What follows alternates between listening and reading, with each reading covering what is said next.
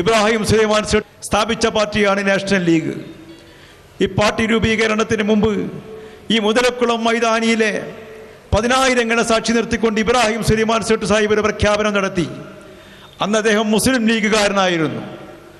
അദ്ദേഹം പറഞ്ഞു, സർവശക്തനായ അള്ളാഹുവിൻ്റെ പള്ളി ബാബരി മസ്ജിദ് തകർക്കുന്നതിന് കൂട്ടുനിന്ന സഹായം ചെയ്തു കൊടുത്ത കോൺഗ്രസുമായുള്ള ബന്ധം മുസ്ലിം ലീഗ് പ്രസ്ഥാനം പിൻവലിക്കണം. അധികാരത്തെക്കാൾ വലുത് ആദർശമാണ്. അധികാരത്തോട് ഒട്ടിനിന്ന് ആദർശം പണയം വെക്കുന്നത് മുസ്ലിം ലീഗിൻ്റെ പാരമ്പര്യമല്ല. അതുകൊണ്ട് മുസ്ലിം ലീഗിൻ്റെ MLA-മാർ കോൺഗ്രസിനുള്ള പിന്തുണ പിൻവലിക്കണമെന്ന് പ്രഖ്യാപിച്ചപ്പോൾ മുസ്ലിം ലീഗിൻ്റെ ചില നേതാക്കന്മാർ ചോദിച്ചു, ഞങ്ങൾ ഈ ഏണി കൊണ്ടുപോയി എവിടെ ചാരും? ഏത് മുന്നണിയാണ് നമ്മൾ സ്വീകരിക്കാനിരിക്കുന്നത് എന്ന് ചോദിച്ചു.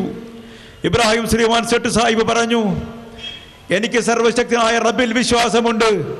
രാജ്യത്തെ മുന്നണികളല്ല എനിക്ക് ഭക്ഷണം നൽകുന്നതും എന്നെ ജീവിപ്പിക്കുന്നതും മരിപ്പിക്കുന്നതും എന്ന് വിശ്വസിക്കുന്നത് കൊണ്ട് തന്നെ മുന്നണികൾക്ക് വേണ്ടി മരിക്കാനും മുന്നണികൾക്ക് വേണ്ടി സുജൂദിടാനും എന്നെ കിട്ടില്ല എന്ന് പ്രഖ്യാപിച്ചുകൊണ്ടാണ് ഇബ്രാഹിം സുലൈമാൻ സേട്ട് സാഹിബ് ഈ ഒരു പ്രസ്ഥാനത്തിന്റെ നായകത്വത്തിലേക്ക് നടന്നു നീങ്ങിയത് എന്ന കാര്യം നമ്മൾ ആലോചിക്കേണ്ടതായിട്ടുണ്ട്.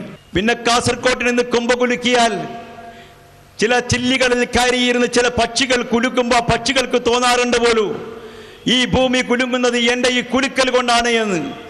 അങ്ങനെ കാസർകോട്ടെ രാജാവ് ഞാനാണെന്ന് പറഞ്ഞു നടന്ന മറ്റൊരു രാജാവ് ഉണ്ടായിരുന്നു. ആ രാജാവിന്റെ ഇല്ലത്തിൽ നിന്ന് പാവപ്പെട്ട കാസർകോടിന്റെ മക്കളിത് ഇന്ത്യൻ നാഷണൽ ലീഗിന് സിന്ദാബാദ് വിളിച്ചുകൊണ്ട് 100 കണക്കിന് വാഹനങ്ങൾ കോഴിക്കോട്ടേക്ക് പ്രവഹിച്ചുകൊണ്ടിരിക്കുന്നു. ഞങ്ങൾക്കൊന്നേ പറയാനുള്ളൂ, നാഷണൽ ലീഗ് പ്രസ്ഥാനം ആരുടെയും തറവാട്ട് സ്വത്തല്ല. നാഷണൽ ലീഗിനെ തറവാട്ട് സ്വത്താക്കി വിൽക്കാനെന്ന് ആരെങ്കിലും ആഗ്രഹിച്ചിട്ടുണ്ടെങ്കിൽ അവരോട് വളരെ വിനീതമായി ഞങ്ങൾക്കൊന്നേ പറയാനുള്ളൂ, ഇബ്രാഹിം സുലൈമാൻ സേട്ട് സാഹിബ് അദ്ദേഹത്തിന്റെ മക്കൾക്ക് വേണ്ടി അദ്ദേഹത്തിന്റെ എറണാകുളത്തെ വീട് തീരെഴുതി കൊടുത്തിട്ടുണ്ട്. പക്ഷെ ഇബ്രാഹിം സുലൈമാൻ സേട്ട് സാഹിബിന്റെ മക്കൾക്ക് വേണ്ടി ഇന്ത്യൻ നാഷണൽ ലീഗ് തീരെഴുതി കൊടുത്തിട്ടില്ല. അത് ഈ രാജ്യത്തെ ആയിരക്കണക്കായ മതന്യൂനപക്ഷങ്ങളുടെ കൈകളിലേക്കാണ് ഏൽപ്പിച്ചു പോയിട്ടുള്ളത് എന്ന കാര്യം നമ്മൾ മനസ്സിലാക്കണം. കോഴിക്കോട്ടെ കടപ്പുറത്ത് നിന്ന് എങ്ങനെയാണ് നാഷണൽ ലീഗിനെ പിരിച്ചുവിടാൻ കഴിയുക? ഇന്ത്യൻ നാഷണൽ ലീഗിൽ അഖിലേന്ത്യാ അധ്യക്ഷൻ പ്രൊഫസർ മുഹമ്മദ് സുലൈമാൻ ആരാ?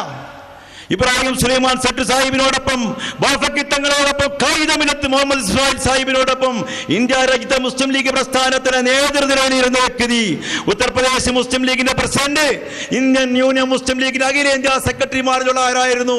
പ്രൊഫസർ മുഹമ്മദ് സുലൈമാൻ. അടിയന്തരാവസ്ഥ കാലഘട്ടങ്ങളിൽ അടിയന്തരാവസ്ഥക്കെതിരായി ശബ്ദിച്ചു പോയി എന്നതിന്റെ പേരിൽ ഉത്തരേന്ത്യയിലെ ജയിലുകളിൽ ഇബ്രാഹിം സുലൈമാൻ സേട്ട് സാഹിബിന്റെ അനുചരനായിരുന്ന പ്രൊഫസർ മുഹമ്മദ് സുലൈമാനെ അടയ്ക്കുകയുണ്ടായി. ഇന്ത്യയുടെ കിരീടം വെക്കാത്ത രാജ്ഞിയായിരുന്ന പ്രധാനമന്ത്രി ഇന്ദിരാഗാന്ധിയുടെ മുഖത്ത് നോക്കി ഇബ്രാഹിം സുലൈമാൻ സേട്ട് വിളിച്ചു പറഞ്ഞു, എന്റെ അനുജൻ അതാ അങ്ങ് ജയിലിൽ കിടക്കുന്ന ഉത്തർപ്രദേശിൽ ജയിലറകളിൽ. അദ്ദേഹത്തെ ഇറക്കി വിടുന്നില്ലെങ്കിൽ എന്നെ ജയിലറക്കുള്ളിലേക്ക് എടുത്തുകൊണ്ടെങ്കിലും നിങ്ങൾ എന്നോട് നീതി പുലർത്തണമെന്ന് പറഞ്ഞപ്പോ ഗത്യന്തരമില്ലാതെ ഇന്ദിരാഗാന്ധിക്ക് അടിയന്തരാവസ്ഥയിൽ പ്രൊഫസർ മുഹമ്മദ് സുലൈമാനെ ജയിൽ മോചിതനാക്കേണ്ടി വന്നു. BJP ഇന്ത്യ രാജ്യം ഭരിക്കുമ്പോൾ എന്താ ഉണ്ടായത്? BJP ഇന്ത്യ രാജ്യം ഭരിക്കുമ്പോൾ ഡൽഹിയിൽ വെച്ച് പരസ്യമായി ഖുർആൻ കത്തിച്ചു. അതിനെതിരായി ശക്തമായ പ്രതിഷേധ പ്രകടനവുമായി പ്രൊഫസർ മുഹമ്മദ് സുലൈമാൻ മുമ്പോട്ട് വന്നു.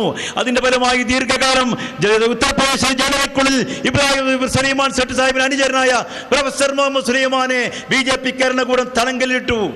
അദ്ദേഹത്തിന്റെ പാസ്പോർട്ട് പോലും തടഞ്ഞു വെച്ചു. ആ പ്രൊഫസർ മുഹമ്മദ് സുലൈമാനെ പിരിച്ചുവിടാൻ ഏതെങ്കിലും പീക്കിരി പിള്ളേര് വിചാരിച്ചാൽ സാധിക്കുമോ എന്ന് വളരെ വിനീതമായി ചോദിക്കാൻ ഞാൻ ആഗ്രഹിക്കുകയാണ്. ഇന്ത്യൻ നാഷണൽ ലീഗിൽ അഖിലേന്ത്യാ ജനറൽ സെക്രട്ടറി സ്ഥാനത്തേക്ക് കടന്നു വന്നത് നമുക്കറിയാം.